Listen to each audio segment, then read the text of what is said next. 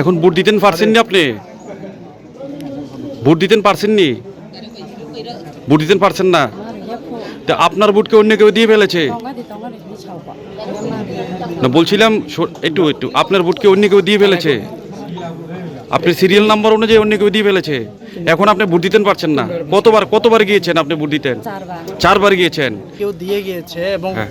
ভিতর থেকে আমরা জানতে পেরেছি যে এমনটা হয়েছে, অফিসাররা বলেছে এবং ওইটার সংশোধনের জন্য ওনাদেরকে দাঁড়াতে বলেছে অফিসাররা। আচ্ছা। এবং ওনাকে যা হয়েছে খুবই নিন্দাজনক, কারণ একজনের ভোট একজন দিয়ে গিয়েছে, ওইটা খুব অনেক চিন্তা ভাবনা করা দরকার অনেকজনে।